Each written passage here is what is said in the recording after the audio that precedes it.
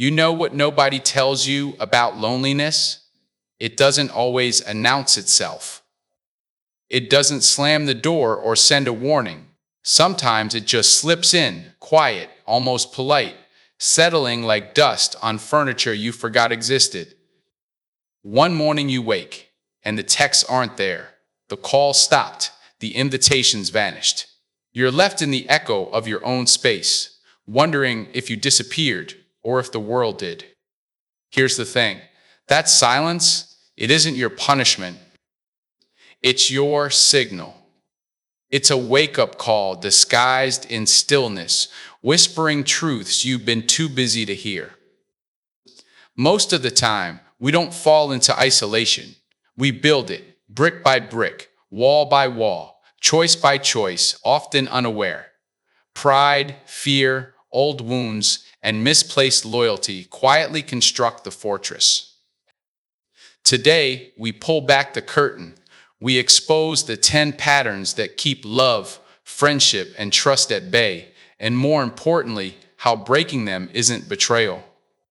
It's survival. It's preparation. It's the quiet beginning of a stronger you. You've built walls so high, so meticulously, that even those who love you can't climb them. It starts small, doesn't it? A smirk when someone questions you, a shrug when an apology is due, a quiet refusal to bend when bending would make life easier. Pride is subtle at first.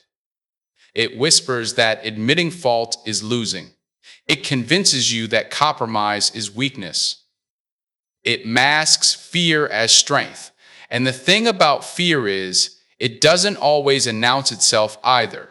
It just sits in the corner of your chest, heavy and patient, waiting for you to ignore it long enough for it to become habit.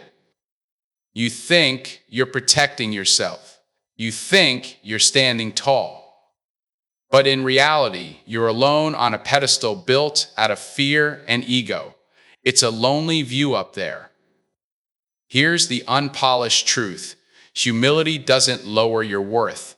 It expands it. When you lower your defenses, when you allow yourself to be wrong, when you risk embarrassment in order to learn, that is strength. Real growth isn't about armor. It's about evolution. Pride convinces you that armor is freedom, but freedom never lives behind steel walls. You can walk the world with the most impenetrable shell, but the only person it shields is you. The love you miss, the friendships that drift away, the opportunities that pass quietly while you're busy defending yourself. All of it slips past while you cling to a version of yourself that doesn't exist outside your mind. Think about the times you refused to apologize, even when you knew it was the right thing. You rationalized it. You told yourself, I'm standing my ground. Look, I get it. Standing your ground feels noble. But standing your ground at the cost of connection, that's a cage. Every prideful refusal is a brick in the wall between you and the people who could make your life richer, deeper, better. And here's the thing, walls don't only keep pain out, they keep light out too. Joy, intimacy, understanding, forgiveness. All the things that make life worth living. They can't find you if you refuse to step down from your pedestal. And this isn't just about relationships with others. Pride steals from your own growth. It convinces you that learning requires lowering yourself, that changing your mind is weakness, that admitting ignorance diminishes your stature. But imagine a sculptor staring at a block of marble. Pride is the stubbornness that refuses the chisel. Humility is the courage to chip away at what you thought was perfect, revealing potential hidden beneath surface imperfections. Without willingness to be molded, you remain a block, unremarkable, unshaped, alone. Sometimes the people who left weren't abandoning you. They were trying to reach you. They stretched their hands over the wall you built, but you turned away. They offered compromise, conversation, connection, but your pride closed the gate. It wasn't about who they were or what they wanted. It was about who you thought you had to be. The version of yourself that can't bend, can't yield, can't apologize. That version isn't strong. It's frozen. It's frightened. And if you want to build something meaningful, pride can't be the foundation. Fear can't be the architect. Growth has to be. Here's a hard truth. Pride is seductive. It feels protective, empowering, righteous. It whispers that you're untouchable, that no one can hurt you if you refuse to show weakness. But what it really does is isolate you. It makes conversations transactional, relationships performative, and love conditional. Pride says, I'll protect myself at all costs. But protection at all costs is loneliness. And you felt that silence creep in, haven't you? The phone that doesn't ring, the messages that don't come, the invitations that stop.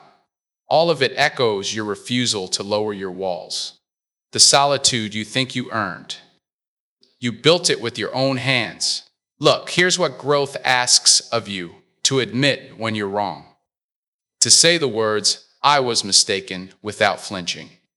To reach for someone who disappointed you, not to punish them, but to repair. To accept feedback without defensiveness. To allow criticism without self-destruction. This isn't weakness. It's maturity. It's courage. It's the quiet revolution that turns a rigid, cold shell into a human being capable of connection, capable of love, capable of legacy.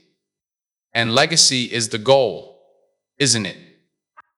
Not applause, not validation, not the hollow comfort of standing alone, but a life that leaves marks on the hearts of others. Pride also blinds you to the truth of your own evolution. When someone challenges your perspective, do you shut them down immediately? Do you insist your way is right because it feels safer than admitting uncertainty? It's a trap. Growth requires flexibility.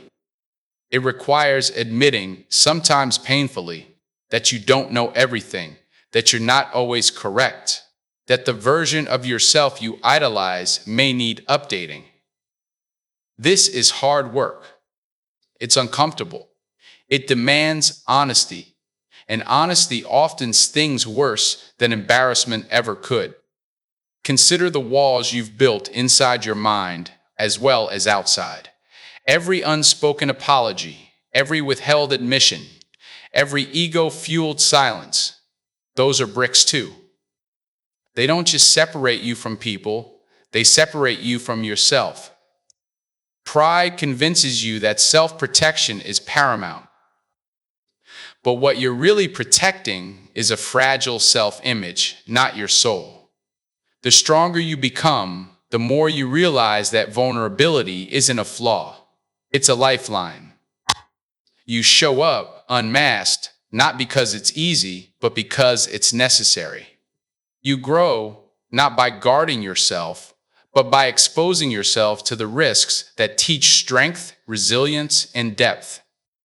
And here's another truth that most people won't tell you. Sometimes pride isn't even yours. Sometimes it's inherited.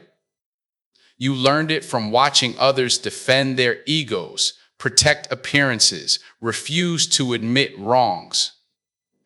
It became part of your instinct. It whispers that to admit error is to lose. But instincts can be retrained. Habits can be broken. Walls can be chipped away, stone by stone, through deliberate action. The courage to choose growth over pride is the ultimate act of defiance against fear, against old patterns, against the version of yourself that refuses to evolve. Real talk, there will be discomfort. People will challenge you. Some may even leave. Yes, humility risks rejection. Yes, growth demands vulnerability. But here's the paradox. When you let go of pride, when you open that first small window in your fortress, the people who matter, the ones worth having, will notice. They will step through. They will see you. And the world you've been keeping at bay will begin to unfold in ways your armor never allowed. You'll discover intimacy that feels earned, collaboration that feels genuine, opportunities that feel alive. Growth doesn't promise ease, it promises expansion. So, what does this look like in practice? It's simple, but far from easy. Apologize when necessary. Speak your truth without defensiveness. Invite conversation even when it scares you. Welcome feedback, even when it stings. Let someone see your mistakes. Acknowledge when you don't have all the answers. Choose learning over ego. Prioritize understanding over winning. Step off the pedestal and into connection, even if the view feels unfamiliar. And understand this: growth is patient. It doesn't demand overnight perfection. It asks only that you start. One brick removed at a time, one wall cracked open, one conversation begun. And over time, those small cracks become pathways. Pathways to deeper friendships. Pathways to love that isn't transactional. Pathways to a life where you're not alone because you've been building walls, but because you've been building bridges. So here's the bottom line. Pride can feel protective, but it's a trap. It promises strength while delivering isolation. It confuses fear with power and control with freedom. Growth asks for the exact opposite: humility, vulnerability, openness. Pride makes you stand alone on a pedestal. Growth makes you stand alongside others, rooted, grounded, alive. The choice is yours. The courage to evolve, to put connection above ego, learning above appearance, is the first step toward freedom, toward legacy, toward a life that is rich, expansive, and unafraid. Remember this as you step forward. Every fortress you built to shield yourself also blocked the light you need. Every act of humility, every reach across the wall, every moment of honest reflection chips away the armor and restores the human inside. Pride is a cage. Growth is the key. Choose growth. Let yourself evolve. Let yourself be seen. And slowly, steadily, watch the walls you built out of fear transform into the bridges you always needed. Some people don't just visit your life, they take up residence in your energy. You don't notice it at first. It's subtle. A long conversation that leaves you heavier than before, a text that saps more than it delivers, a meeting that feels like quicksand, and yet you keep showing up, thinking it's loyalty, thinking it's friendship. The truth: some connections are one-sided. They're not designed to uplift you. They exist to consume you. And you, like the good person you are, think it's your job to endure it, to carry the weight, to be strong enough to absorb what others can't release. Look, here's the unpolished truth. No one has the right to drain you. Ever. Not even love, not even family, not even the ones you've known since childhood. Exhaustion is not a badge of honor. Depletion is not proof of loyalty. Some people will pour their crises into you like an endless river, and when it's your turn to speak, to breathe, to release, suddenly the dam is closed. Suddenly your voice is heavy, your energy borrowed, your presence borrowed. And it happens slowly, quietly. So quietly, you start to believe it's normal. You start to believe that giving until you collapse is love, that sacrifice until you vanish is care. It's not. It's codependent consumption masquerading as connection. I've been there. I've felt the pull, the weight, the constant giving without return. I thought it was my duty, my responsibility, my job to hold everything together while the world around me spilled over. I mistook exhaustion for empathy. I mistook silence for understanding. I mistook depletion for purpose. And the thing about depletion is, it doesn't just affect the moment. It infiltrates your decisions, your clarity, your sense of self. Every drained hour, every hollowed conversation, every encounter where you leave lighter than you arrived, it accumulates. Slowly, imperceptibly, until one day you wake up and ask, when did I become so empty? Here's the thing, most people won't tell you. The people who leave your life aren't always abandoning you. Sometimes they're conserving themselves. They feel the imbalance, the lack of reciprocity, the one-sided weight, and they step back.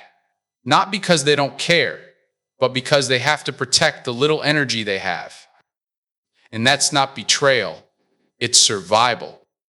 Look at it through that lens, brother. When someone walks away, it's often your reflection in the mirror. Are you draining them? Are you expecting others to carry what you refuse to manage yourself? Energy is not infinite. Your capacity to give is not boundless. If you don't refill your own tank, you cannot sustain anything meaningful. Balance, that's the key word. Balance is the essence of human connection. Give, receive, exhale, inhale. The rhythm is natural. It's how life moves. A friendship, a partnership, a mentorship. These are not one-way streets. They are rivers. When water flows only in one direction, it stagnates. It smells. It kills the ecosystem around it. Human relationships are ecosystems. If you allow one person to take endlessly without giving, without replenishing the soil, without nurturing, the life in that connection dies. And you, my friend, will wither with it. You have to learn how to refill yourself. And no, it's not selfish. It's necessary. It's survival. Your energy is sacred. Your presence is valuable. Every day you spend pouring yourself into others without nourishment is a day you borrow from your own future. And there's no bank that gives refunds on borrowed vitality. Self-care isn't optional. It's not a buzzword. It's a strategy. You cannot love fully if your tank is empty. You cannot be present fully if your soul is hollow. You cannot grow alongside others if your roots are dry. Replenishment is the act of courage, the act of foresight, the act of self-respect that keeps you from becoming someone else's energy outlet. Look at gratitude. It's simple yet transformative. When you pause to appreciate what's around you, when you acknowledge the kindness you receive, when you celebrate the small moments of generosity, energy flows back. It doesn't just refill your spirit, it recalibrates your mind.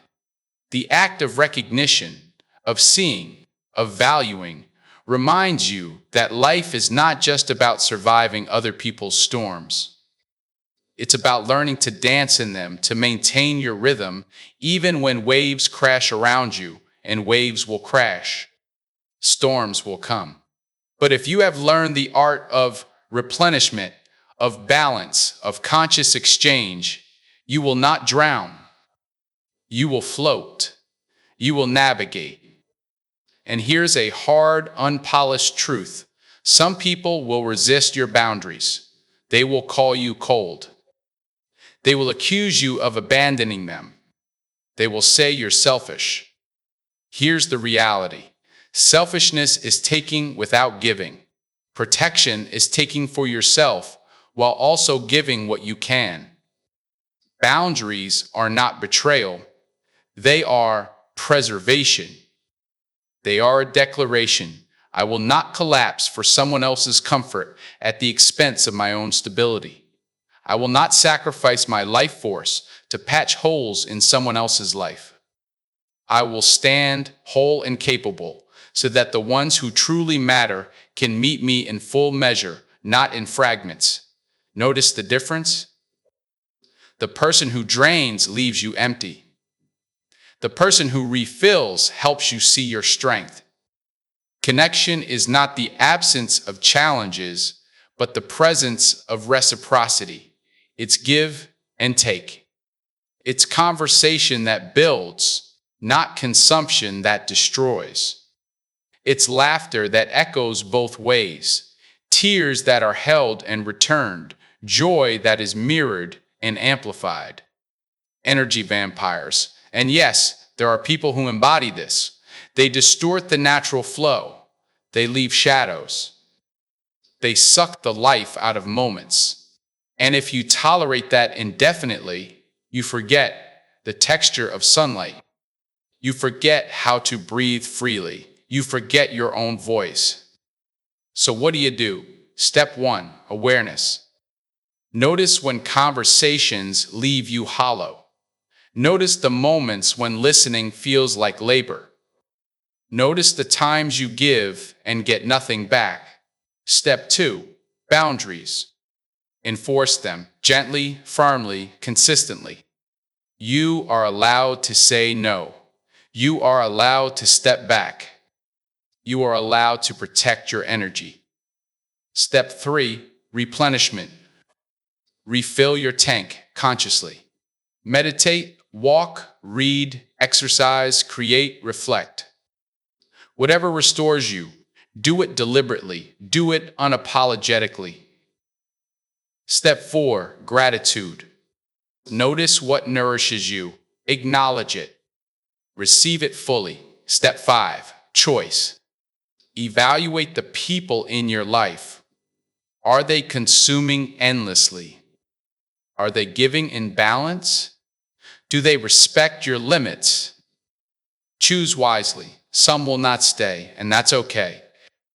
Some should leave. I know this hurts. I know there's guilt. I know you want to be needed, to be indispensable, to be loved for your sacrifice. But sacrifice without reciprocity is not love. It's depletion masquerading as meaning. And when you finally understand that, when you finally internalize that your energy is precious and finite, when you finally stop giving at the expense of your soul, you open space for connections that are mutual, abundant, nourishing. Imagine life as a room with windows and doors.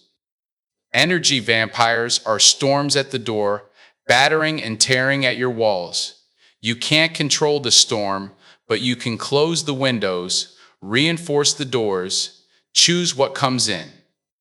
You can invite people in who bring warmth, light, and sustenance. You can recognize the ones who drain the air, the ones who take without returning, and let them pass by without resentment, without guilt, without collapse. This is liberation. This is survival. This is the art of thriving. And here's a cinematic truth you need to feel in your bones. Energy is currency. The way you spend it shapes your life.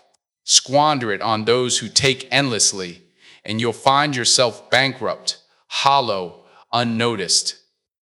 Invest it wisely in people, projects, pursuits, habits that replenish as much as they draw, and you'll create wealth of the soul, abundance of spirit, resilience of mind. The difference isn't just in survival, it's in how fully alive you feel when the room falls silent and the world slows down. So step forward with intention. Protect your energy. Refill your tank. Give consciously, not compulsively. Let gratitude flow like oxygen through every connection. Choose the relationships that are reciprocal, nourishing, empowering. Step away from those that consume without returning, and understand this. Doing so is not cruel, not selfish, not abandonment. It is wisdom. It is strength. It is courage. And when you finally master this, when you finally reclaim your energy, restore your flow, honor your own limits, you'll discover something remarkable. You can love fully without losing yourself, connect deeply without being consumed, exist powerfully without compromise. Because here's the bottom line. Some people will drain you. Some people will try to take more than they give. Some relationships will leave shadows where light should have been. That is life. But life also gives you the power to refill, to restore, to recalibrate, to choose wisely. And when you learn this, when you internalize it, embody it, practice it relentlessly, you stop being a victim of consumption. You stop being hollow.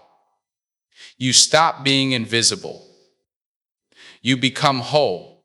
Your energy is sacred. Protect it. Honor it.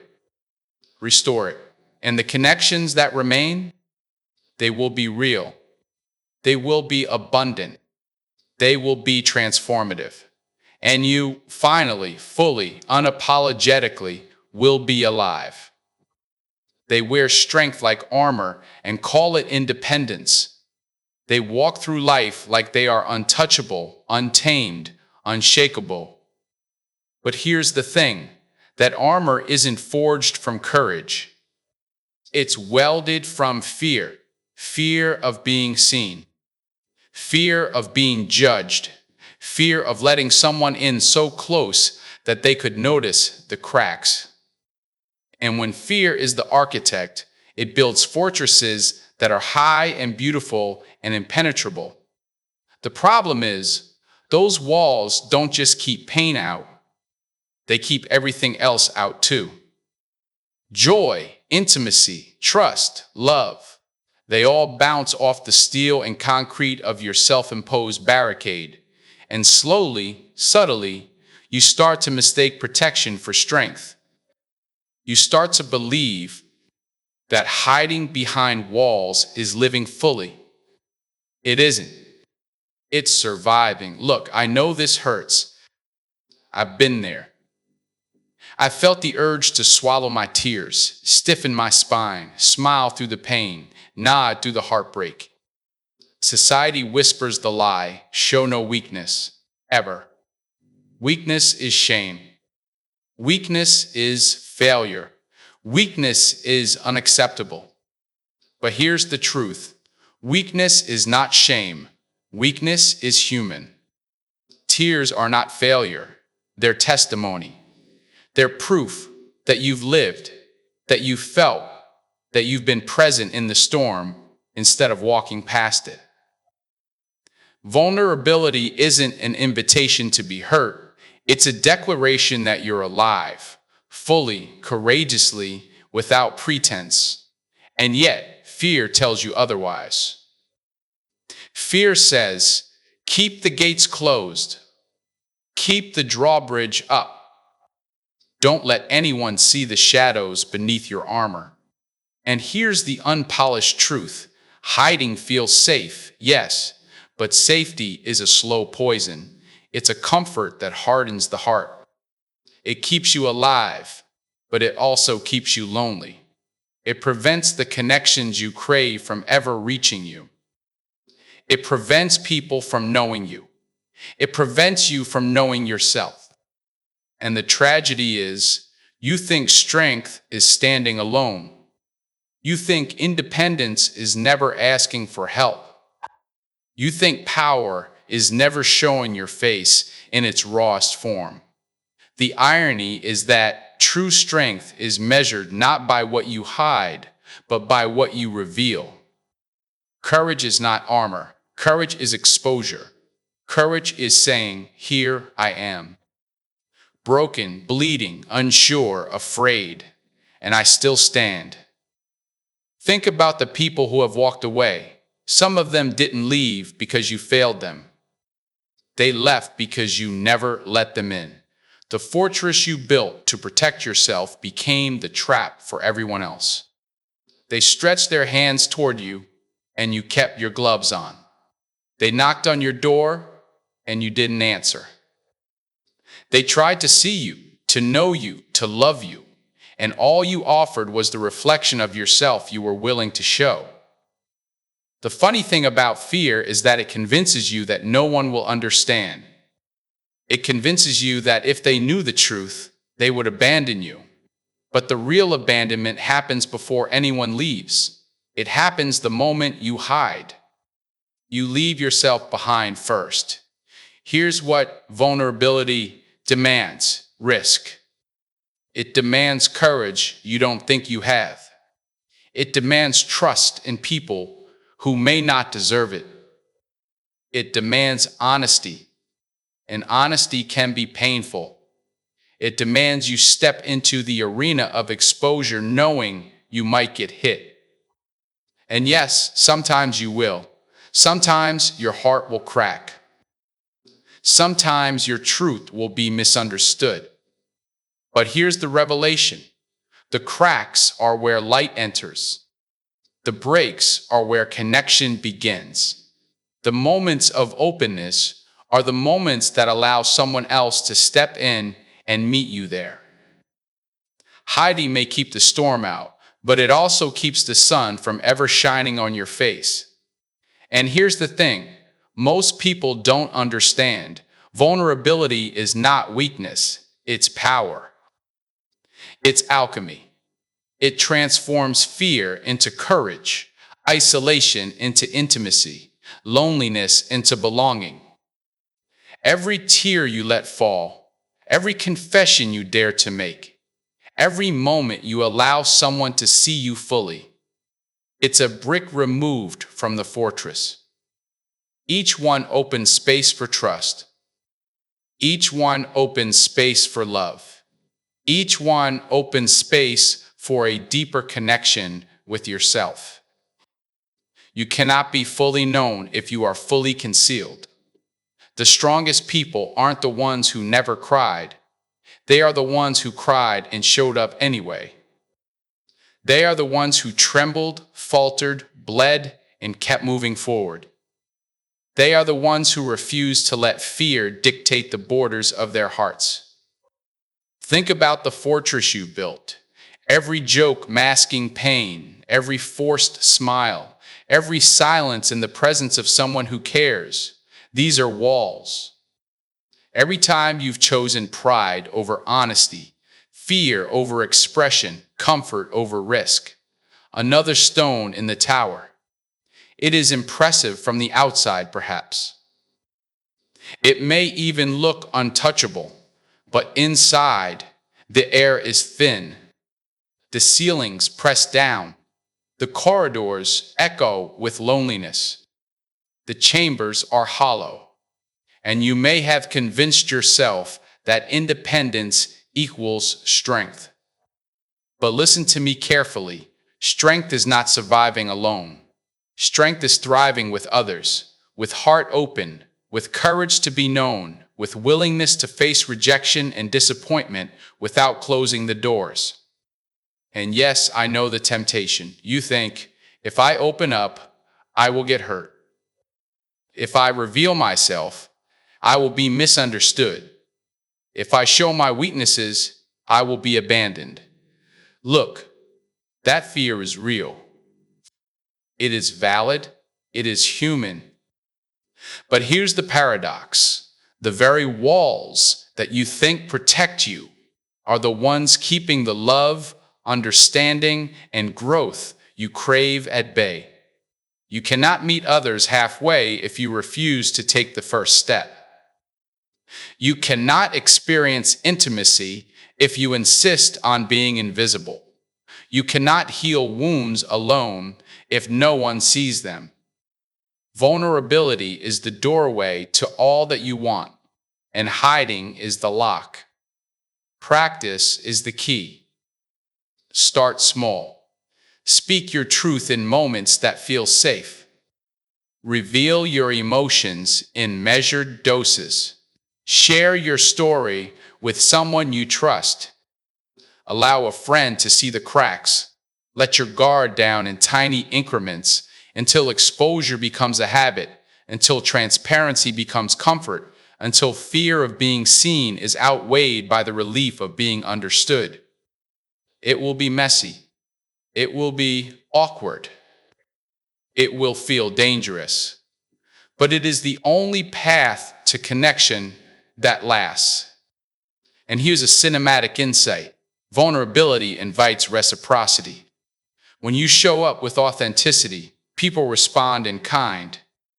They mirror your courage. They reflect your honesty. They reciprocate your openness. It creates a flow, a current, a rhythm of trust that builds bridges, not walls. Hiding never does that. Hiding never builds. Hiding only preserves isolation. Vulnerability, on the other hand, builds a legacy of trust, intimacy, and deep human resonance. Let me tell you another truth. You will encounter people who exploit your openness. Yes, that will happen. But that risk is not a reason to stop. If you refuse to expose yourself, you refuse growth, love, and genuine connection. The risk of pain is always outweighed by the reward of real human engagement. Every fortress is a choice. Every wall is a decision. You can either keep them up and stay safe, or you can lower them and live fully.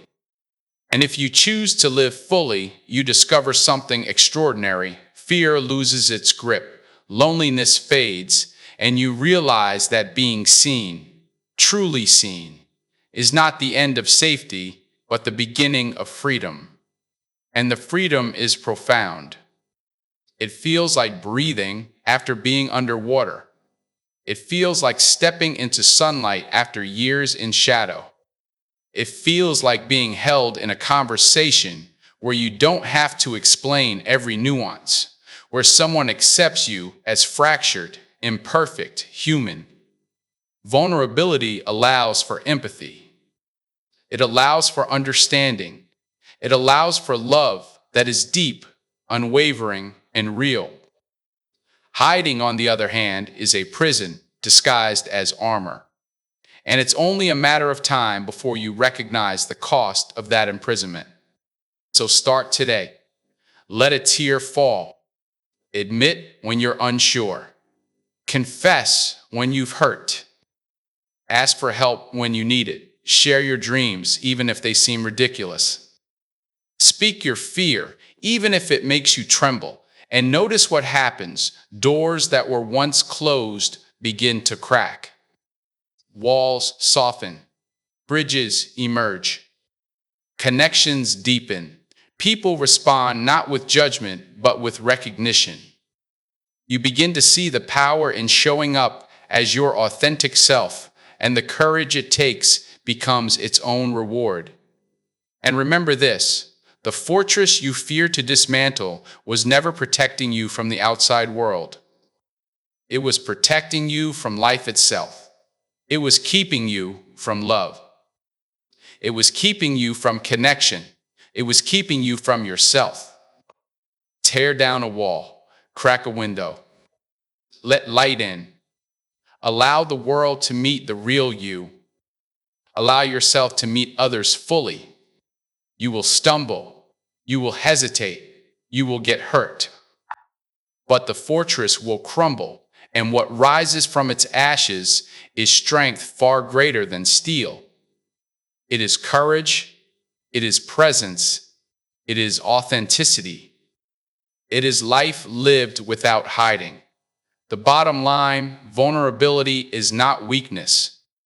Hiding is not protection. Tears are not shame. Courage is not armor. Love is not given in fragments behind walls. And strength is not measured by the thickness of your walls, but by the depth of your openness. The strongest people are not those who never fell, but those who fell, revealed their scars, and still extended their hand to life. The strongest people are those who feared, trembled, and still showed up. Fear will try to convince you otherwise. Ignore it. Lower your drawbridge. Open your gates. Let someone in. Because here's the ultimate truth. Hiding keeps you safe, yes. It keeps others out, too. But vulnerability sets you free. It lets the world in. It lets life in. It lets love in. And once you choose to open even one, everywhere you turn, there's a quiet contest being waged. Not a contest announced with drums and banners, but one that hums beneath conversations, flickers behind smiles, and hides in the subtle tilt of the head when someone else shares their victories. Comparison. It's insidious. It creeps into your thoughts like smoke, clouding the view of your own journey. You scroll through feeds, you hear the stories, you watch accomplishments roll past, and without thinking, the question sneaks in, why not me? Why them, not me? And before you know it, admiration has turned to envy. Inspiration has become irritation. And connection, real, human, authentic connection, has vanished, replaced by a silent scoreboard etched into your mind. Look, I'm not here to sugarcoat it. This is real. We are wired to measure, to assess, to benchmark. It's part of our survival. We've inherited a mindset that equates success with superiority, that measures worth by what others have achieved. But here's the catch. Life is not a scoreboard. It was never meant to be a competition against someone else. The person sitting next to you, the friend you envy, the colleague whose name keeps appearing in headlines, they are not your opponent. They are not your threat. They are simply on their own journey, and your path is no less valuable, no less significant, no less deserving of respect and celebration. And here's the unpolished truth. Comparison corrodes peace. It eats away at joy. It gnaws at confidence. It whispers lies that make you doubt the very foundations of who you are. It makes you forget the victories you've earned, the mountains you've climbed, the battles you've survived. You start to believe that someone else's shine diminishes yours, that someone else's applause steals from your own. It's a subtle thief, and most people don't even notice it. They just wake up one morning, restless, dissatisfied, anxious, and the root is always the same. A trap they walked into without realizing. And here's the brutal irony. When you compete with your friends, your peers, the people who are supposed to lift you up, you don't rise, you rot. You rot in resentment, in quiet bitterness, in the gnawing feeling that life is unfair. The connections that could sustain you, that could nurture you, that could provide the sanctuary of shared growth, they wither. You speak with jealousy disguised as concern. You smile with envy laced beneath the teeth. You celebrate with half-hearted claps and silent critiques. And in that process, you lose what matters most. The people who could have stood by you, who could have supported you, who could have been part of your real legacy. Here's the cinematic insight you need. Celebrating others does not dim your shine. Never has, never will. When someone else wins, it doesn't subtract from your victories. It adds perspective. It adds inspiration. It adds fuel. Envy is zero-sum thinking. Connection is exponential. One person's rise does not necessitate another's fall. One person's blessing does not require your loss. In fact, The moment you shift from competition to connection, from jealousy to genuine celebration, something remarkable happens. You start to grow faster, think clearer, and attract people who uplift rather than undermine. Your happiness expands instead of shrinking. Your life becomes a network of mutual elevation instead of a battlefield of secret grudges. Look, the comparison trap is sneaky because it feels productive. It convinces you that keeping score motivates you, that measuring yourself against others pushes you to do better. It whispers, if they can do it, why can't you? But listen carefully. That voice is a liar. It is not motivation. It is anxiety disguised as inspiration. Real growth doesn't come from worrying about what someone else is doing. It comes from mastering your own craft, from walking your own path, from taking consistent, focused action that builds your own legacy. The second you turn attention outward to measure yourself against others, you've left your lane. You've abandoned your race.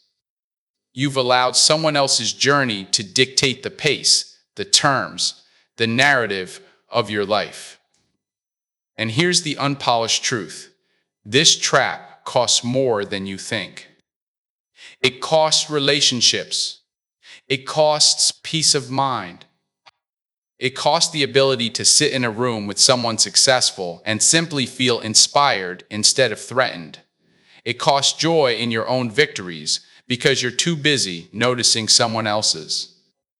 It costs clarity because your energy is diverted toward comparison instead of creation.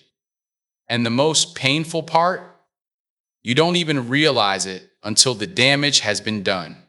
The friendships that could have been deep, the mentorships that could have guided you, the collaborations that could have amplified your impact, all lost to a mindset that mistakes someone else's success for your failure. And here's the paradox. When you genuinely connect, when you genuinely celebrate, when you genuinely honor another's rise, you are not diminished. You are elevated. It's a strange, counterintuitive law of human connection. The more you support others, the more you strengthen yourself. The more you cheer, the more you shine. The more you lift someone else, the higher you rise.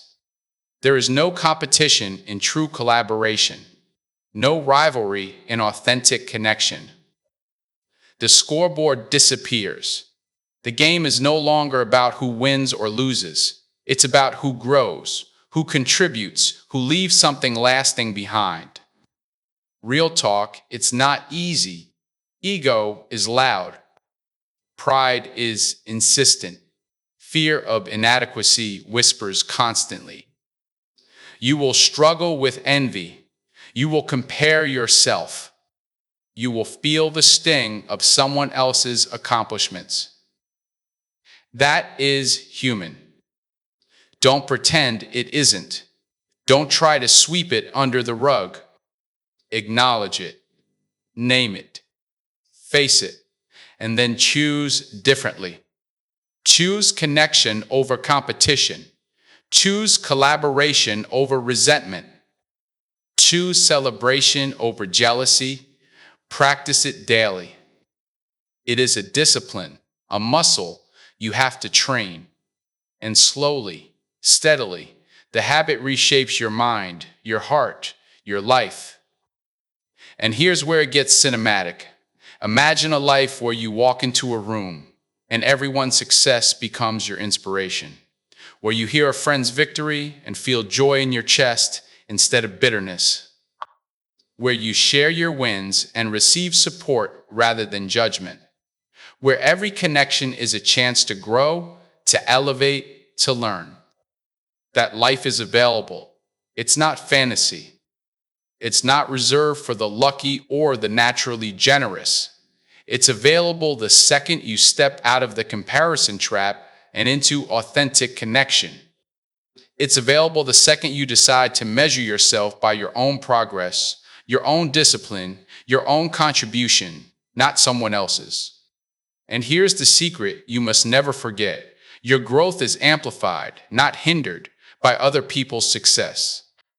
Every story you admire, every victory you witness, every milestone achieved by another, it is data, it is inspiration, it is proof that what is possible exists. It is a map, not a rival. The light they shine doesn't dim yours, it illuminates the path. Envy obscures the way, connection lights it. Celebrate, learn, collaborate, elevate.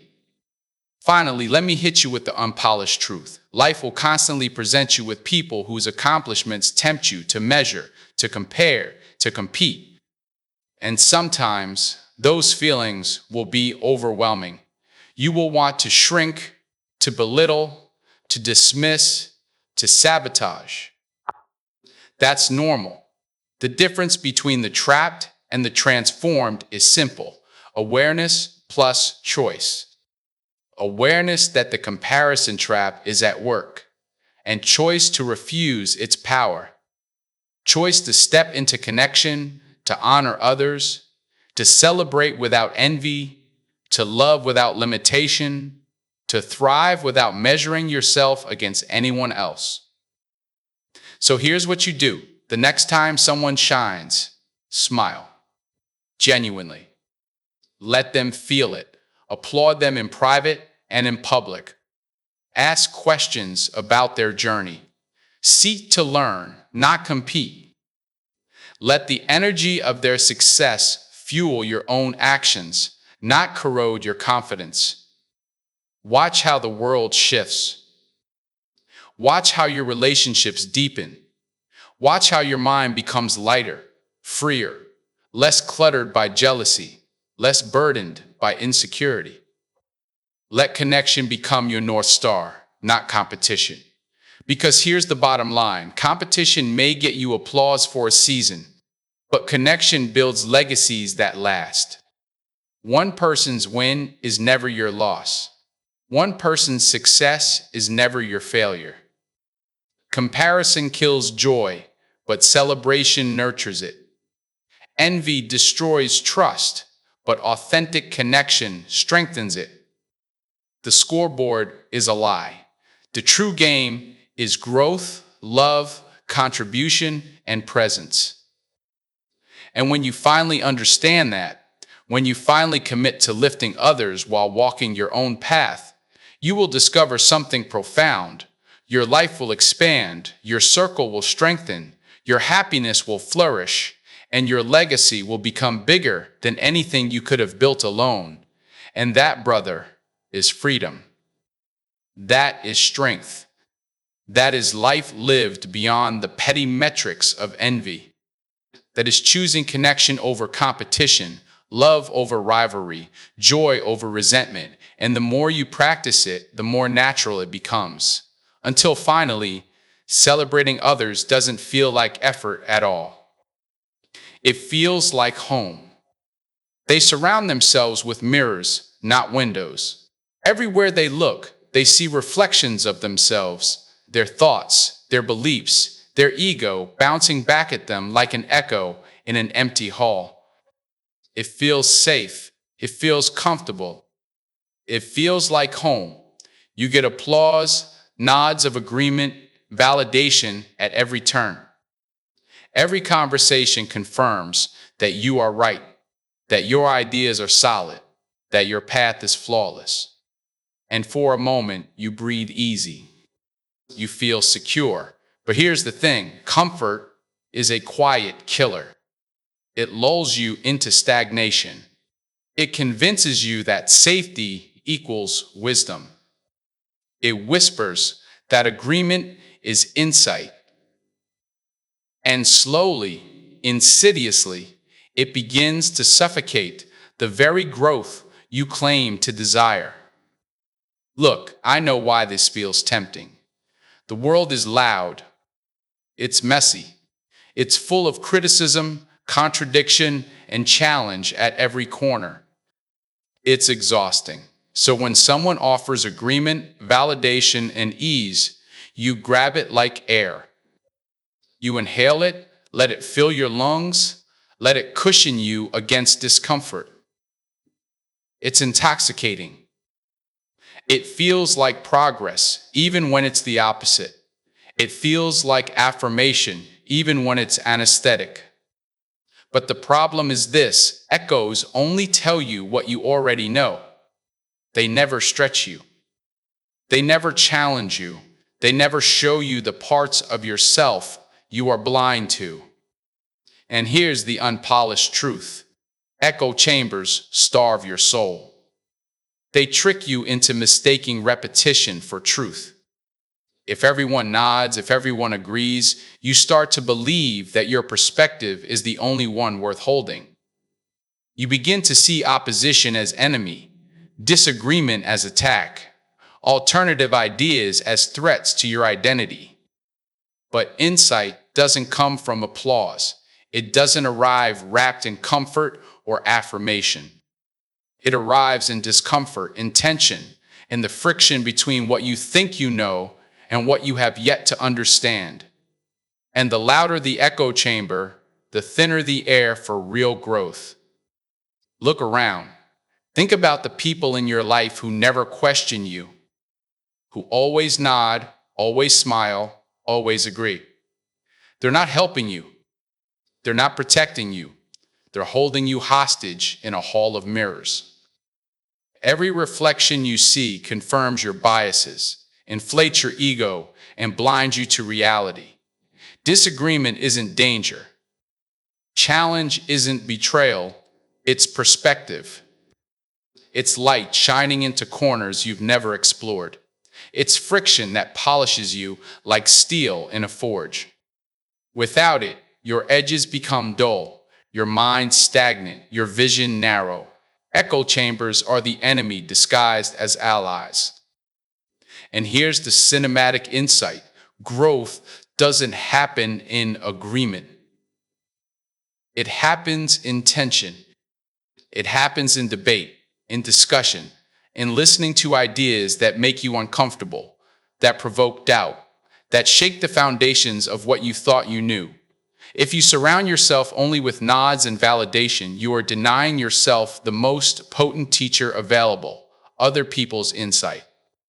Mirrors reflect, yes, but windows reveal. Windows show you a view beyond yourself. They show you angles, perspectives, and possibilities that you can never discover alone. If you want wisdom, you must seek voices that stretch you, not soothe you. And here's the unpolished truth: comfort is seductive. It makes you believe you are growing because you feel safe. It makes you believe you are learning because no one contradicts you. It makes you believe you are strong because no one challenges you. But strength is measured by how well you navigate disagreement, how gracefully you absorb criticism, how openly you learn from voices that irritate, provoke, and stretch you. The echo chamber offers none of that. It offers only validation, and validation is cheap. It costs nothing and teaches nothing. Look, I know this is hard. No one likes confrontation. No one wants conflict.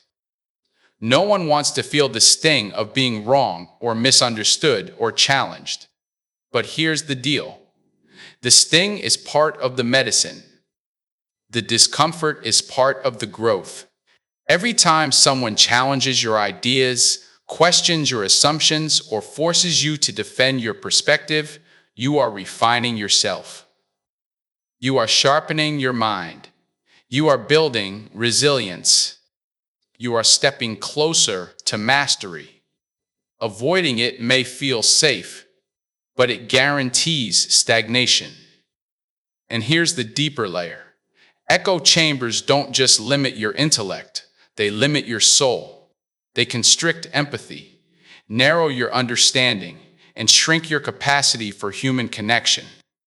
When you only hear voices that reflect your own, you start to believe the world is smaller than it is, simpler than it is, less complex than it is. You forget how to listen. You forget how to argue with grace. You forget how to admit when you're wrong.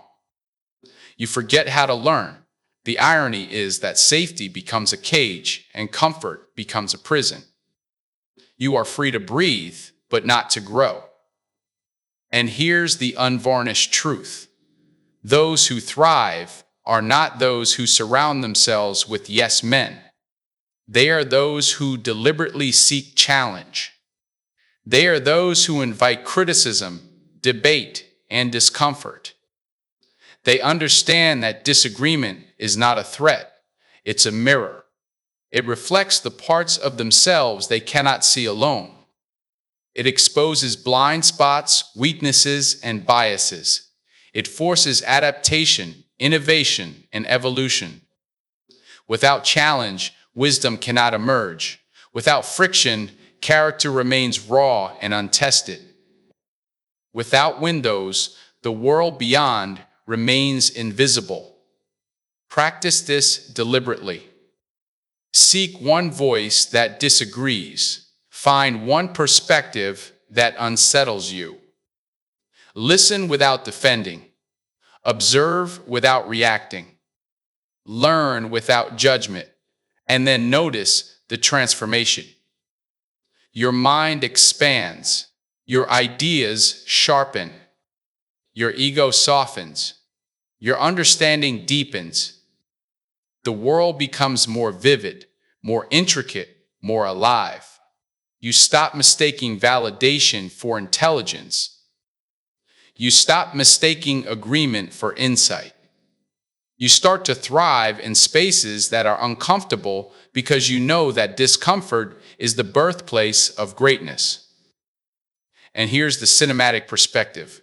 Imagine a life where you can sit in a room filled with disagreement and still leave enlightened, where critique is welcomed, not feared, where challenge is anticipated, not avoided, where your ego is neither bruised nor inflated by the opinions of others because you know the difference between noise and insight. That life is possible. It is within reach the moment you step out of the echo chamber.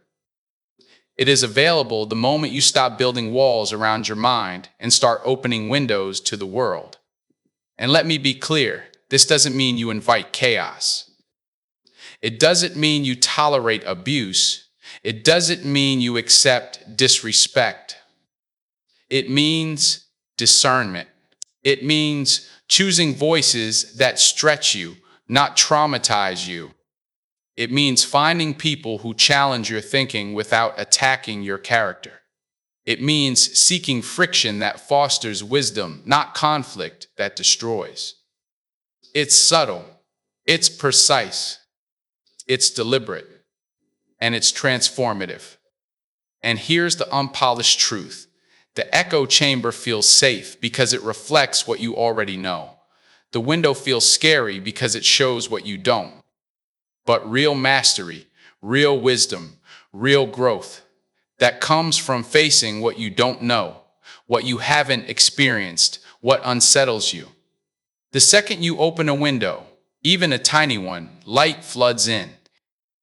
The second you invite a challenge, your mind awakens. The second you listen to a voice that doesn't mirror your own, you begin to expand. So start today. Seek out someone who disagrees. Read something that challenges your assumptions. Engage in a conversation that feels uncomfortable. Absorb it without defensiveness. Reflect on it. Integrate it. And watch how the echo fades. Watch how the mirrors lose their grip. Watch how your mind stretches, your ideas evolve, your understanding deepens.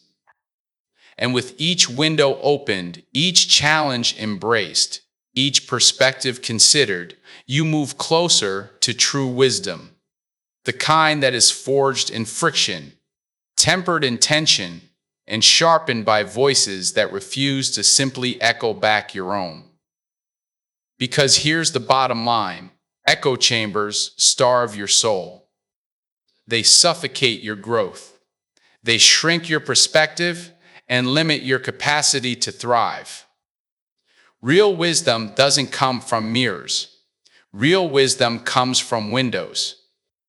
Real insight arrives when you embrace challenge, seek out friction, and invite the voices that stretch, provoke, and illuminate. Comfort will tell you otherwise. Comfort will whisper lies. Comfort will lull you into stagnation.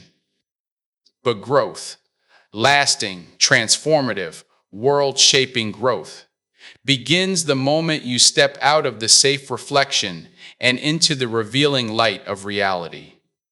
And the ultimate takeaway, brother, is this: seek challenge, not applause. Seek tension, not comfort. Surround yourself with voices that elevate, question, and stretch you.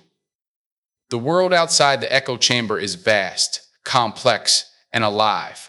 And only when you open the windows will you see it, hear it, feel it, and finally grow into the person you were meant to become. They surround themselves with mirrors, not windows. Everywhere they look, they see reflections of themselves, their thoughts, their beliefs, their ego bouncing back at them like an echo in an empty hall. It feels safe. It feels comfortable. It feels like home. You get applause, nods of agreement, validation at every turn. Every conversation confirms that you are right, that your ideas are solid, that your path is flawless. And for a moment, you breathe easy. You feel secure. But here's the thing: comfort is a quiet killer. It lulls you into stagnation. It convinces you that safety equals wisdom. It whispers that agreement is insight, and slowly, insidiously, it begins to suffocate the very growth you claim to desire. Look, I know why this feels tempting. The world is loud. It's messy. It's full of criticism, contradiction, and challenge at every corner. It's exhausting. So when someone offers agreement, validation, and ease, you grab it like air. You inhale it. Let it fill your lungs. Let it cushion you against discomfort. It's intoxicating. It feels like progress, even when it's the opposite. It feels like affirmation, even when it's anesthetic. But the problem is this: echoes only tell you what you already know. They never stretch you.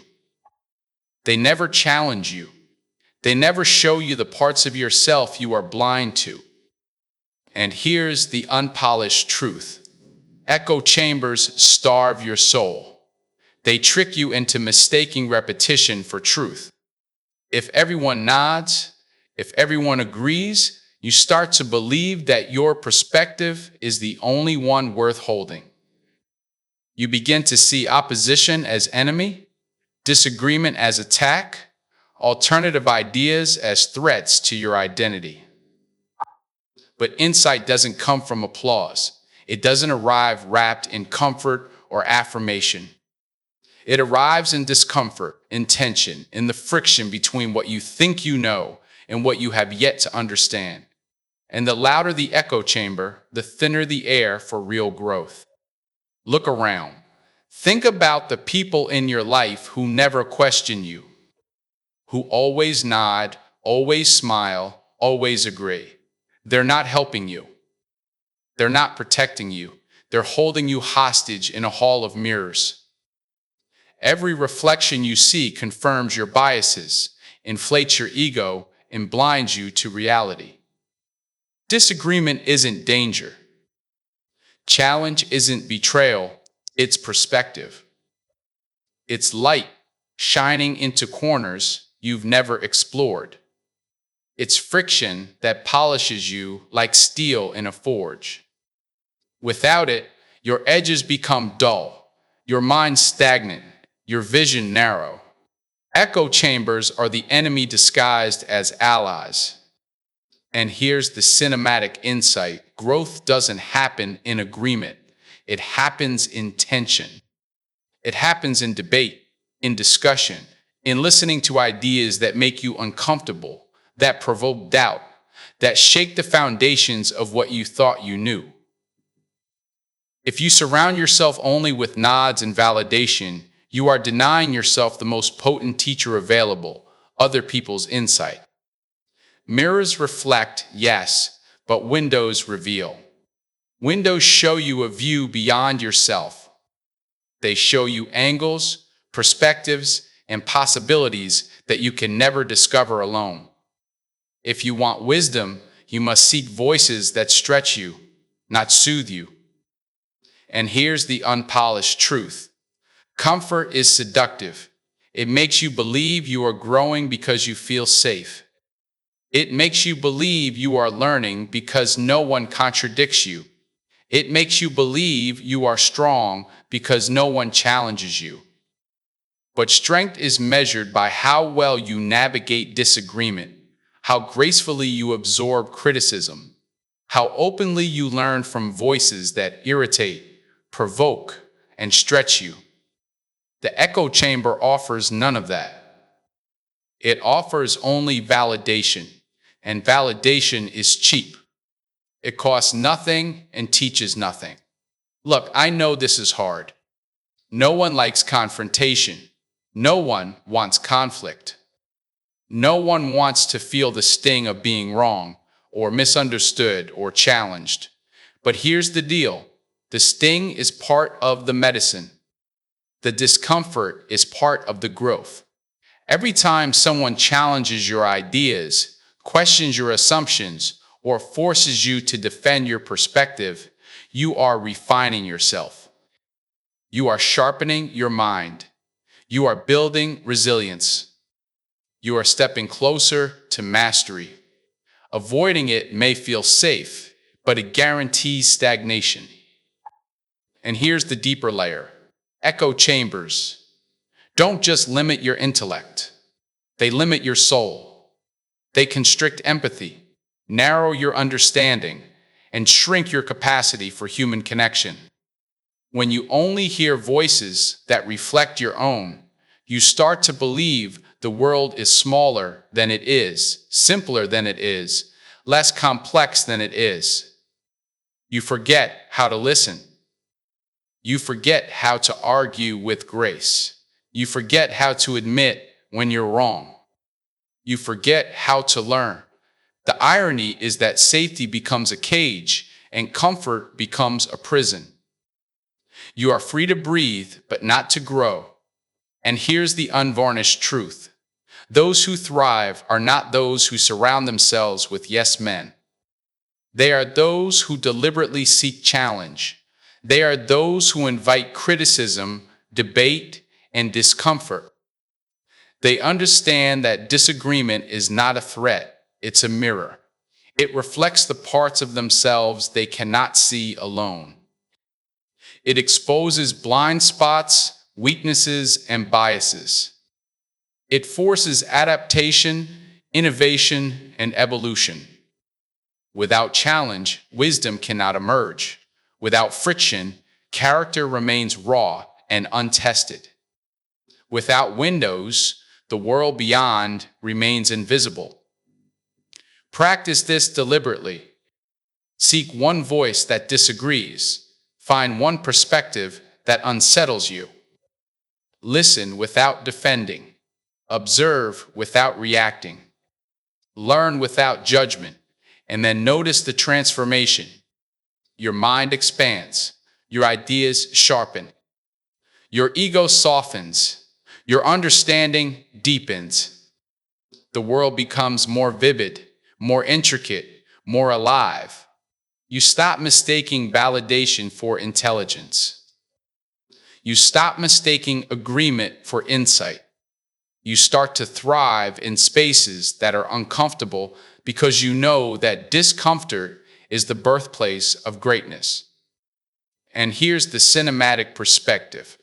Imagine a life where you can sit in a room filled with disagreement and still leave enlightened, where critique is welcomed, not feared, where challenge is anticipated, not avoided, where your ego is neither bruised nor inflated by the opinions of others because you know the difference between noise and insight.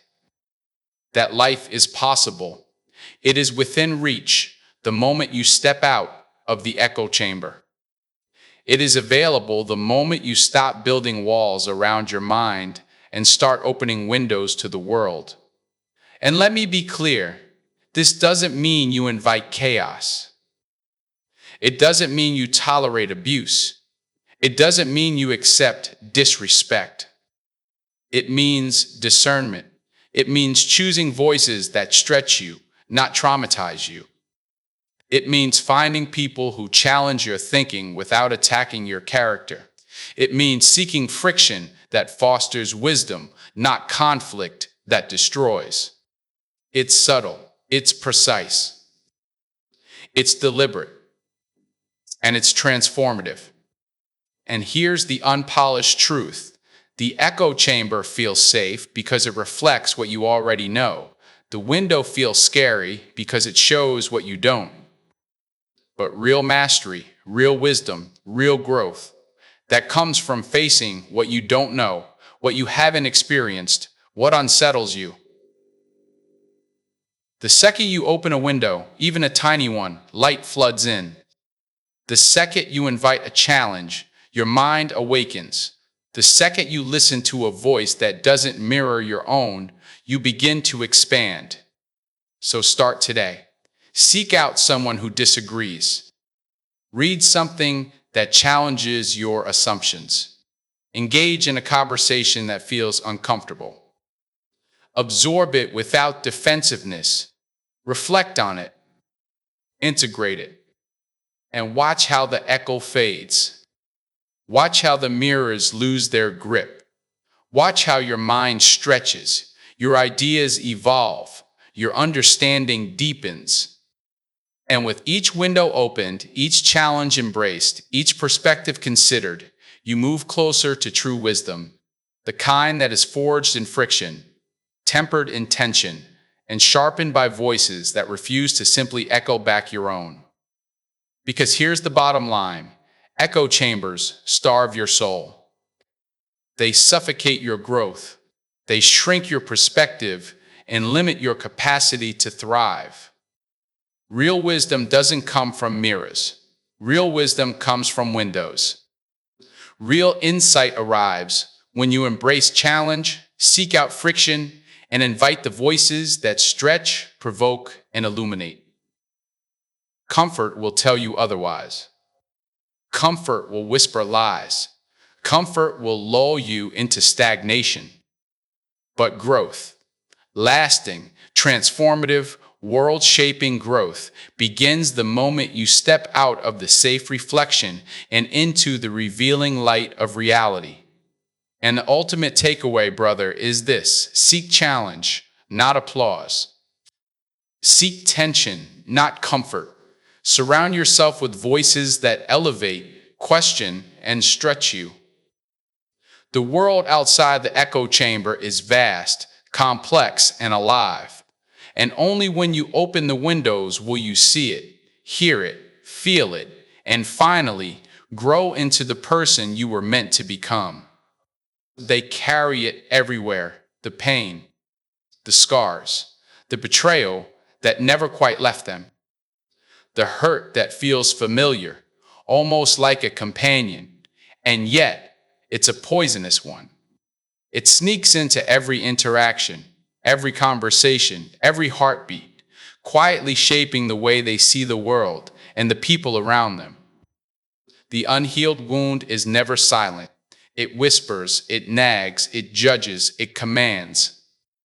It convinces them that trust is dangerous, that vulnerability is reckless, that love is risky, and perhaps even foolish. And here's the unpolished truth: those old wounds don't stay in the past. They leak. They bleed into every relationship, every decision, every fleeting connection. And the most tragic part? They were never meant to define them, but when left unhealed, they do. Look, I know why this happens.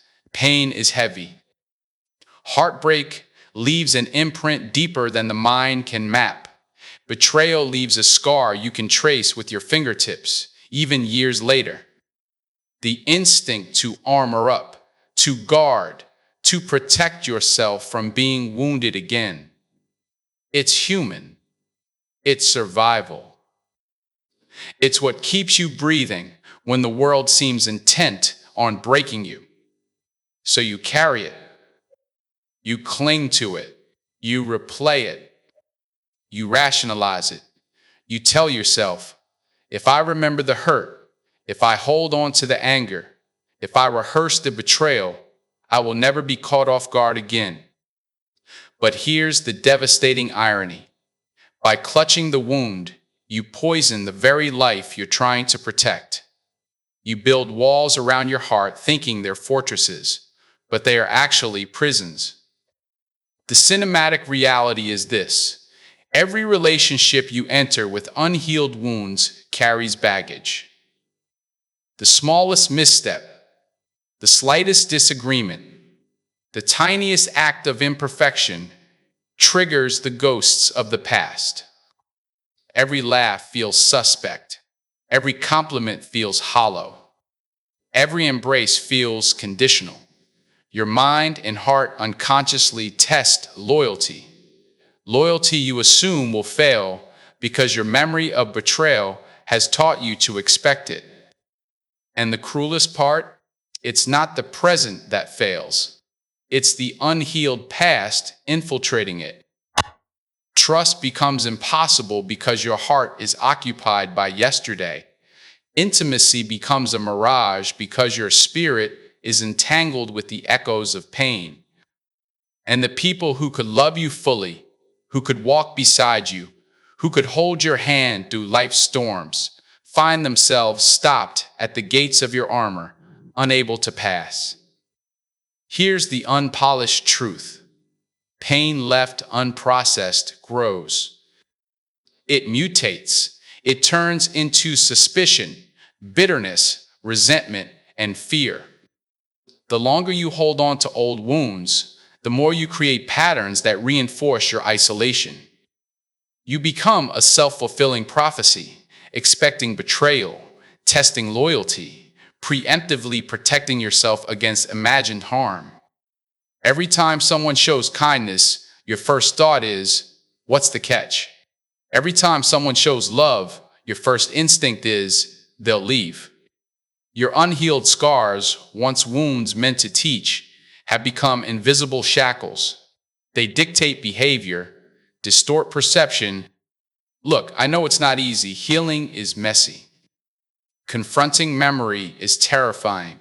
Choosing forgiveness feels counterintuitive when your body remembers betrayal like a physical injury. But here's the thing. Healing isn't about forgetting. It isn't about pretending the hurt didn't exist. It's about facing it honestly, without flinching. It's about seeing the wound, touching the scar, naming the pain, and deciding you will not let it control your future. Healing is radical bravery.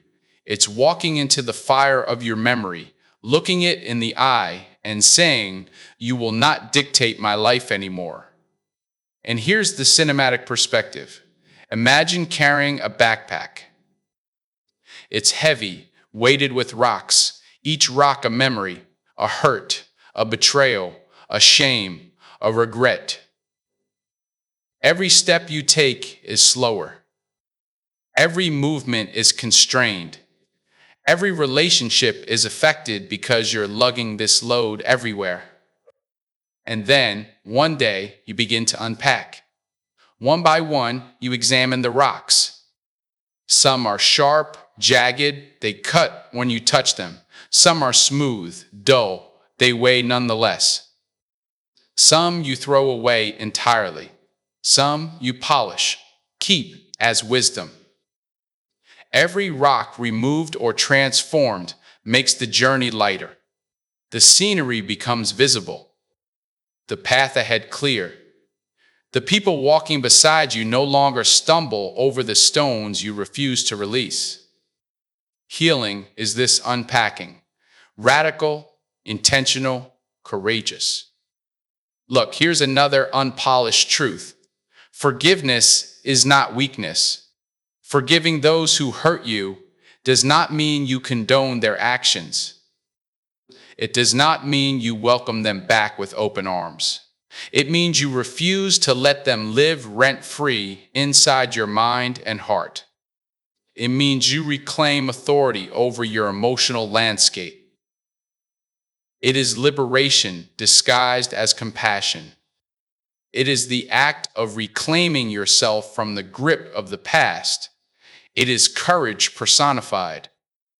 Because the alternative is to carry bitterness, to cultivate resentment, to remain tethered to events that no longer serve you. And that, brother, is spiritual death. And here's the thing about scars. They are not inherently negative. They tell stories. They mark survival. They are proof of resilience, proof that you endured, proof that you are still standing. But if you leave them unexamined, if you refuse to process their lessons, if you let them dictate the rules of your present, they are no longer wisdom. They are weapons. They injure you with every heartbeat, poisoning connection, intimacy, trust, and joy. The choice is yours. Let the scar define you, or let it teach you. Let it confine you, or let it free you. Let it be a burden, or let it become a bridge. Look closely. The people who refuse to heal often sabotage their best opportunities. A friendship that could have lasted decades. A love that could have transformed life. A chance to rebuild trust after loss. They enter relationships already armored, already suspicious, already testing the people who genuinely care. And the result, heartbreak on top of heartbreak, disappointment stacked on top of disappointment. Not because the people around them failed, but because the wound they refused to face did. The past, when unprocessed, always arrives in the present, dressed as fear, dressed as expectation, dressed as doubt, dressed as defense. Here's the cinematic insight. To trust, you must release. To love, you must forgive. To move forward, you must confront. Every unhealed memory is a shadow. Every unprocessed hurt is a chain. Every unexamined scar is a blindfold. You cannot see your life clearly until you remove them. Healing is not passive. It is active. It is deliberate. It is uncomfortable. It is choosing transformation over victimhood. It is choosing wisdom over resentment. It is choosing life over the comfort of clinging to pain. Look, I know it hurts, and I know it's scary. You feel exposed. You feel vulnerable. You feel raw. But here's the thing. The pain of confronting memory is temporary. The relief of healing is enduring. The freedom of releasing old wounds is permanent. And every relationship, every friendship, every intimate connection you want, every trust you crave, every love you deserve, it is waiting for you on the other side of the fear. All it asks is courage. Radical, messy, terrifying, breathtaking courage. And here's the unvarnished truth. Healing doesn't erase the past, but it reframes it. It turns scars into wisdom. It turns lessons into strength. It transforms pain into empathy. It converts betrayal into discernment. The wound is no longer a prison. It becomes a teacher. The memory is no longer a chain. It becomes a compass. The hurt is no longer a liability. It becomes leverage for living fully. The process is not painless. The path is not easy, But the reward, oh, the reward is liberation. A life no longer poisoned by yesterday, a heart capable of trust, a spirit capable of love, a soul ready to soar. Look, brother, this is where transformation lives, in the willingness to face what scares you most, in the courage to step into the shadow and refuse to be defined by it, in the bravery to forgive, to release, to trust again, in the choice to see the past as fuel, not fetters, in the audacity to let love in despite the risk, in the wisdom to understand that scars are proof you survived, not evidence that you must remain confined. So start small. Face one memory.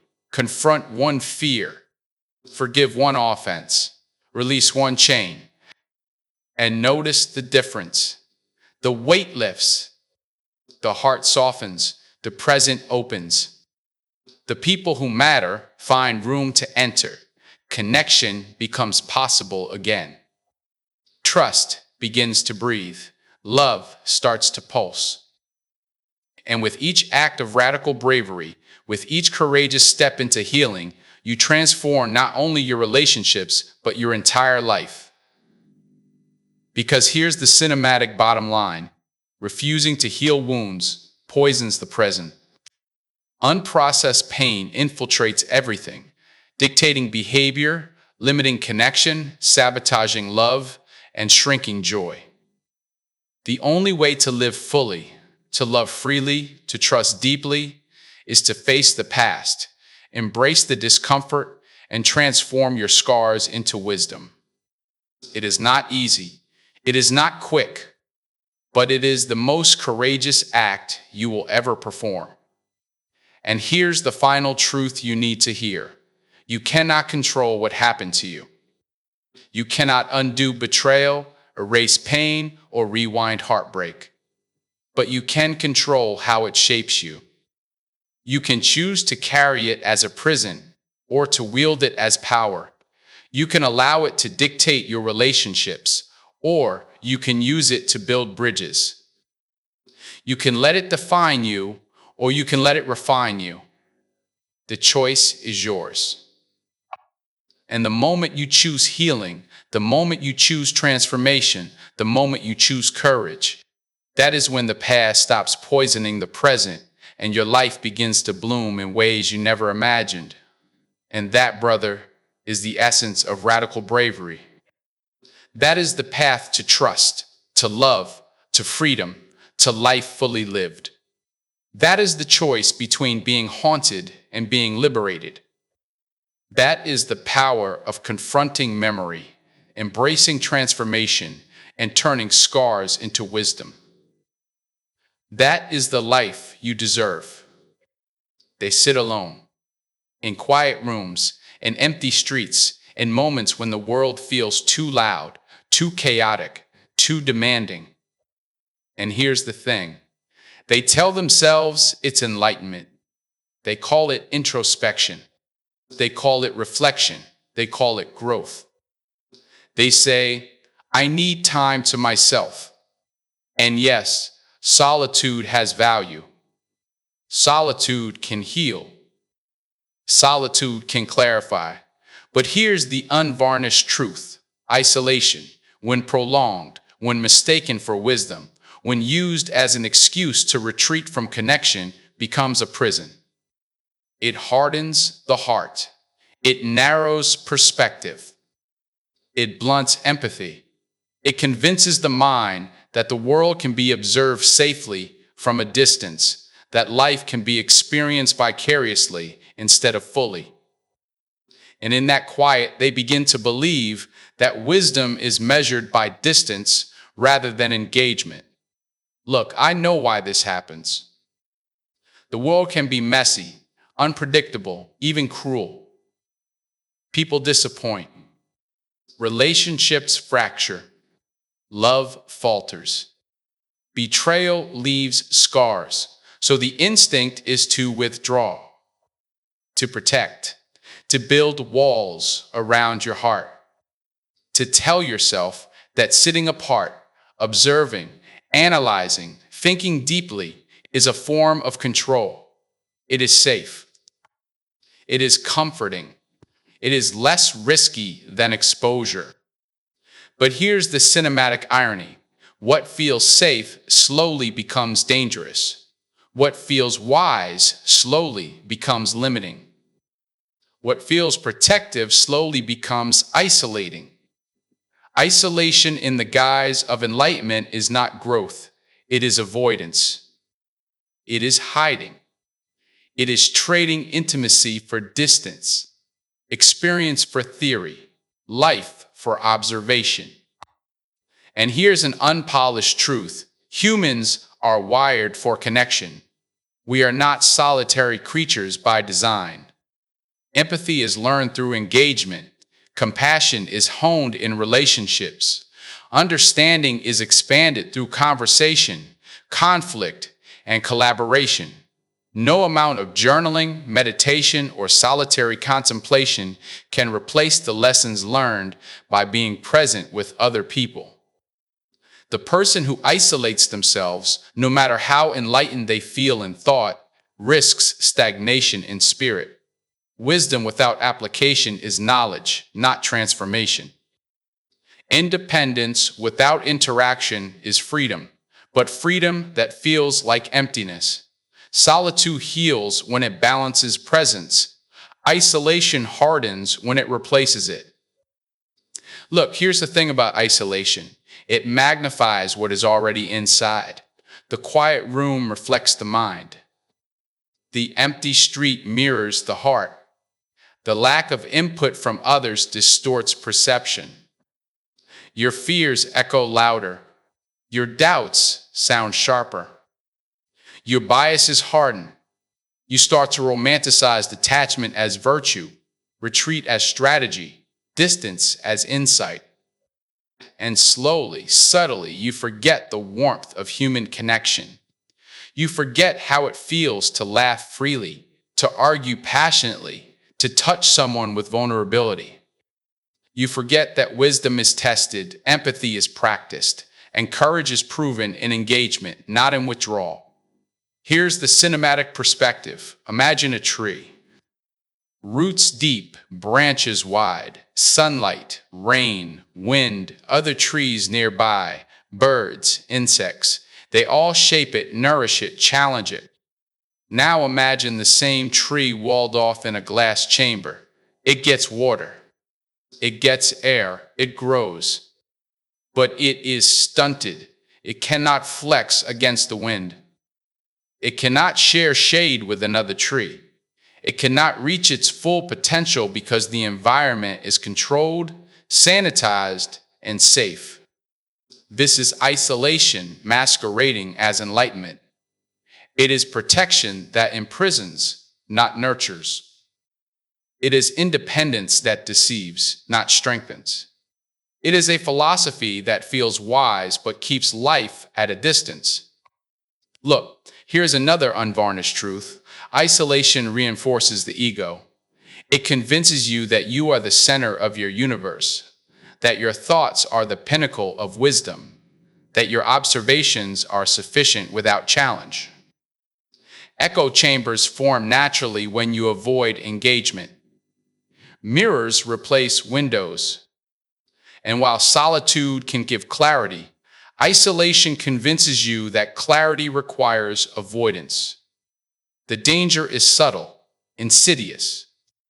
It tells you you are enough alone, when in reality you are enough because you engage, because you give, because you test yourself, because you risk being wrong, because you feel alongside others. Wisdom is not proven in distance, it is proven in application. And here's the cinematic reality. The people who fall into this trap often mistake independence for strength. They say, I don't need anyone. They pat themselves on the back for avoiding connection. They ignore the subtle hunger for empathy, for intimacy, for collaboration. They tell themselves that they are enlightened because they endure solitude. But what they are really doing is hiding from discomfort, hiding from challenge, hiding from vulnerability. And here's the unpolished truth. Enlightenment is not hiding. Growth is not retreating. Wisdom is not observing from the sidelines. Courage is not measured by how quietly you sit alone. Courage is measured by how boldly you engage, how fiercely you care, how deeply you risk. Look, I know it is scary. Engagement is unpredictable. Relationships are messy. Connection can hurt. Intimacy can betray. But isolation is not the antidote. Presence is. Being with people, challenging your assumptions, risking vulnerability, listening without judgment, speaking without fear, caring without calculation. This is where life shapes you. This is where empathy expands, perspective widens, understanding deepens, and courage is tested. Solitude can be a tool. Isolation is a trap. One nourishes, the other confines. And here's another cinematic metaphor. Imagine a river. It flows, it carves, it nourishes. It encounters obstacles, rocks, banks, other streams. It adapts, it interacts, it learns from every encounter. Now imagine a pond cut off from the flow. The water is still. It may look calm. It may appear serene, but the water stagnates. It breeds algae. It grows murky. What seemed peaceful is actually lifeless. Isolation is the stagnant pond pretending to be the flowing river. Engagement is the river. Growth is the current. Wisdom is the motion. Safety without interaction becomes the pond. Courage without connection becomes the river. Here's the unpolished truth you need to hear. The world will not wait for you to feel ready.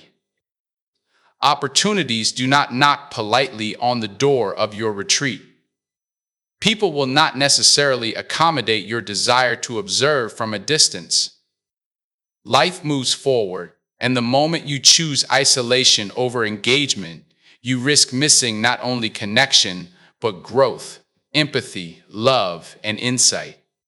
The philosophy that tells you that withdrawal is wisdom is deceiving. It is not enlightenment. It is avoidance dressed in noble language. It is retreat masquerading as courage. It is quiet that feels profound, but is actually empty. Look, the courage to show up is radical. It is messy. It is uncomfortable. It requires humility. It requires vulnerability. It requires risking judgment. It requires facing conflict. It requires tolerating imperfection. It requires laughing at yourself, arguing passionately, listening deeply, giving freely. This is the crucible of growth. This is where empathy is forged.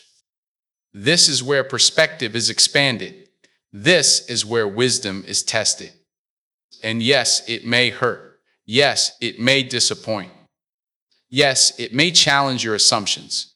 But the alternative, hiding behind the veil of isolation, pretending that distance equals enlightenment, is death of spirit, death of heart, death of possibility. Look closely, solitude is medicine. Isolation is poison. Solitude is the pause that refreshes, the retreat that nurtures. Isolation is the fortress that imprisons, the shadow that blinds, the mirror that distorts. Independence is admirable. Detachment is deceptive. Discernment is wisdom. Avoidance is stagnation. Presence is courage. Withdrawal is fear. Action is enlightenment. Retreat is imprisonment. The line is subtle. The distinction is life-changing. So here's the cinematic bottom line. Stop mistaking distance for wisdom.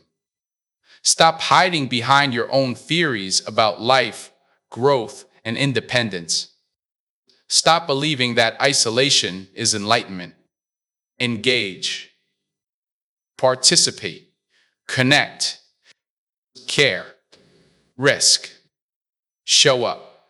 Challenge yourself with the world and allow the world to challenge you. The richness of life is not found in the echo of your own thoughts, but in the collision of minds, hearts, and spirits. Every conversation, every relationship, every act of empathy, every instance of presence, these are the classrooms where wisdom is earned. These are the workshops where courage is built. These are the arenas where enlightenment is proven. And here's the unpolished truth to remember. If you isolate too long, you forget what it means to feel fully human. You forget how to trust. You forget how to love. You forget how to listen, to compromise, to teach, to learn, to share, to risk, to laugh, to cry. You forget that the world, messy as it is, contains the very lessons and experiences that cannot be learned alone. Isolation is not preparation. It is stagnation. Engagement is preparation. Presence is evolution. Connection is liberation.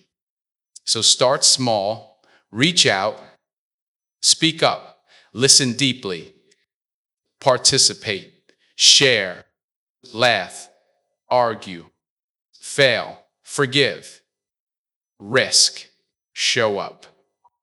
Presence is your bridge. Connection is your teacher. Vulnerability is your tool. Empathy is your reward. Action is your enlightenment. Every small step toward engagement chips away at the prison built by isolation. Every courageous act of presence expands your perspective, strengthens your heart, nurtures your spirit, and proves that enlightenment is not hiding. It is living. It is giving. It is connecting. It is showing up fully, boldly, and humanly. And here's the final truth, the philosophy that tells you to retreat, that tells you to hide, that tells you distance is wisdom. It imprisons. It limits. It deceives. It convinces you that you are growing when you are only shrinking. The courage to engage is radical. The choice to connect is revolutionary. The act of showing up is transformative. And the reward, empathy, wisdom, perspective, love, trust, joy, is worth every moment of discomfort. And that, brother, is the difference between solitude and isolation. One heals, one hardens, one nourishes, one imprisons, one opens the heart, one closes it, one frees the spirit, one constrains it. The choice is yours. They crave loyalty, yet when someone delivers it, they don't know what to do with it. It unsettles them. It feels foreign. Someone showing up day after day, keeping promises, speaking truth, honoring agreements. It disrupts the chaos they've romanticized. Stability feels alien. Reliability feels heavy. And here's the thing. They don't see it as a gift. They see it as a challenge to the story they've told themselves, the narrative they've built around drama, unpredictability, and tension. Loyalty scares them because it forces them to confront the consistency they've avoided. It exposes patterns they've romanticized. It forces choice. Consistency in their world is uncomfortable because it demands recognition. The world doesn't have to bend to chaos. Look, I know why this happens. Life is messy. Unpredictability is thrilling. Drama has adrenaline. Chaos has a pulse that feels alive. When someone walks in, steady, dependable, loyal, present, consistent, it is a shock to the system. They're used to spikes of excitement, waves of tension, emotional roller coasters. Someone showing up with quiet stability feels like a threat. The person who delivers every day, who speaks truth without drama, who keeps the word they gave. That person disrupts the narrative that chaos is necessary for life to feel alive. And here's the unpolished truth. We often punish what we fear most. We sabotage what challenges our illusions. We resist what forces us to evolve. Chaos addicts do not lead drama, they punish consistency. Here's another unpolished truth. Consistency is powerful. It is not boring. It is not weak. It is not ordinary. Consistency builds trust. It creates security. It fosters growth. It is the silent scaffolding upon which relationships, businesses, families, and legacies are built. But chaos addicts have romanticized unpredictability. They confuse excitement with significance, volatility with vitality, instability with intensity. So when someone offers steady loyalty, calm presence, unwavering support, it unsettles them. The gestures that matter most feel threatening. The gifts they have longed for, reliability, trust, constancy, feel like shackles to the chaos-addicted mind. Look, I know the feeling. You've been loyal. You've been reliable. You've shown up. You've spoken truth. You've honored promises. And yet, the person you cared for, the person you trusted, the person who could have been your partner in growth, they resisted it. They rejected it. They punished it. Their attachment to chaos was stronger than their appreciation for you. Their addiction to unpredictability outweighed their desire for connection. And you, brother, are left confused, hurt, questioning, wondering why the very things that should have been valued, your presence, your consistency, your loyalty, are treated as threats. Here's the cinematic reality. Chaos is seductive. It thrills. It distracts. It convinces you that life must feel turbulent to be meaningful. Drama becomes the lens through which everything is interpreted. But stability, quiet, dependable, loyal, consistent presence is revolutionary. It disrupts the chaos-addicted mindset. It offers a mirror. It shows what is possible. It exposes the gaps between fantasy and reality. It challenges the belief that excitement must be externalized to be real. And that's terrifying to someone addicted to chaos. And here's an unpolished truth. When someone punishes consistency, it is never about you. It is always about them. It is about the narrative they are clinging to.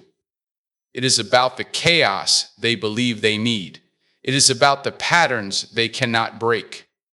It is about the fear that stability will force them to confront themselves. And that, brother, is a painful lesson. You cannot control the chaos-addicted mind. You cannot teach them to see the value of loyalty if they are not ready. You cannot anchor someone who thrives on turbulence. All you can do is recognize it, protect your energy, and choose consistency for yourself, not for them. Look, here's the thing. Consistency is a superpower. It is quiet, subtle, underappreciated, and misunderstood. The person who never misses a call, never breaks a promise, never abandons a friend, never flinches under pressure. That person is building legacies, while the chaos-addicted flounders in temporary excitement. Loyalty is invisible to those addicted to drama, but it is seen by the universe. Reliability compounds. Integrity accumulates. Character grows. Relationships strengthen. Consistency becomes your currency. And in time, those who are ready, truly ready, will recognize it. Look closely. Chaos addicts punish what is steady because it forces reflection. It forces awareness. It forces choice. And here's the raw truth. Most people are addicted to drama because it distracts them from their own weaknesses, their own fears, their own need to evolve. Unpredictability is a shield. Chaos is a comfort. It keeps them from seeing themselves clearly. So when you show up with consistency, you threaten the very story they are telling themselves. And it will be uncomfortable. And they may lash out, and it may hurt. But your response defines you, not their reaction. Look, I know it is tempting to try to fix them, to force them to appreciate the stability you offer, to bend to their drama, to absorb their volatility. But that is a trap. The chaos addict will always find a way to punish the gift you offer. Your task is not to control them. Your task is not to bend. Your task is not to compromise your integrity for their comfort. Your task is to maintain your consistency, your loyalty, your reliability, and your presence. Not for their validation, not for their acceptance, not for their approval, but for your own evolution, your own integrity, your own growth. Here's a cinematic metaphor. Imagine a foundation. Brick by brick, layer by layer, you lay it carefully. Each stone is true, each layer aligned, each corner precise. The walls rise, the building grows. Yet someone who thrives on chaos, who values unpredictability, who romanticizes instability, walks through that structure and sees rigidity, confinement, monotony. They do not appreciate the strength. They do not admire the craftsmanship. They cannot see that the building will withstand storms. Instead, they feel discomfort. They feel challenged. They feel threatened. They want to dismantle it, to disrupt it, to inject turbulence, because that is the world they know. Consistency threatens the chaos addicted because it represents a reality they cannot navigate, a reality of reliability, trust, and integrity. Look, another truth. Consistency is invisible in the moment, but explosive over time. The quiet gestures, the repeated actions, the loyalty unbroken, the promises honored. These accumulate. They compound. They create security.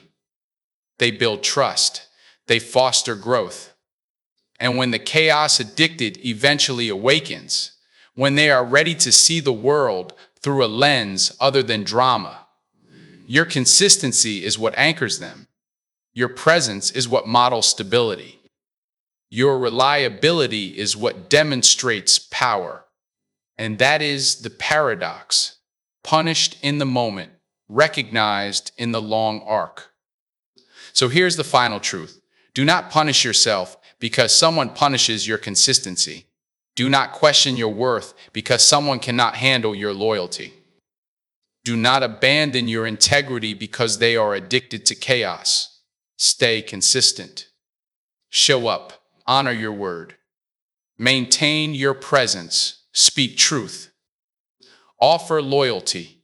Give love without calculation. Nurture relationships without expectation. Choose power over excitement, stability over drama, integrity over unpredictability. The world will notice. The right people will notice. The people who are ready, truly ready, will recognize your value, honor your consistency, and build with you instead of dismantling. Look closely. Chaos may feel alive, Drama may feel exciting. Unpredictability may feel thrilling. But power, true power, lies in consistency. Strength lies in loyalty. Influence lies in reliability. Wisdom lies in showing up when it is inconvenient, difficult, or unappreciated. Courage lies in remaining steadfast when others punish your steadiness. Evolution lies in valuing the gestures that truly matter, even when the world does not. So take this cinematic lesson. Chaos addicts will come and go. Drama will rise and fall. Unpredictability will continue to seduce and unsettle. But your consistency is yours to wield. Your loyalty is yours to protect. Your integrity is yours to uphold. Your presence is yours to honor. Do not let the punishment of chaos addicts deter you from showing up fully. Do not let their discomfort dictate your choices. Do not let their addiction to drama compromise your evolution. Stability is power. Consistency is strength. Loyalty is freedom. And the ultimate truth, punishing consistency is not a reflection of your value. It is a reflection of their readiness. It is a mirror of their fears, their avoidance, their attachment to turbulence. Your task is not to bend to their discomfort. Your task is to embody the power they cannot yet comprehend. Your task is to be unwavering, steadfast, loyal, and consistent. Because in time, the world will recognize the quiet power you have built, brick by brick, gesture by gesture, day by day. And when that moment arrives, your consistency will no longer be punished. It will be celebrated. It will be rewarded. It will define your legacy. They never evolve because evolution scares them. Change whispers questions they refuse to answer. Who am I? Who do I leave behind? What patterns am I repeating? What parts of me are still hiding in the shadows? Look, here's the truth. Growth isn't polite. It doesn't knock and wait for you to be ready. It slams against the walls of your comfort and demands attention. And if you don't answer, the universe will keep asking louder until you're forced to confront the reflection staring back at you. Your circle is a mirror. It is a reflection of the person you're willing to become. If your friends remain at the same level they were 5 years ago, what does that say about your own momentum? Stagnation is contagious. Comfort is seductive.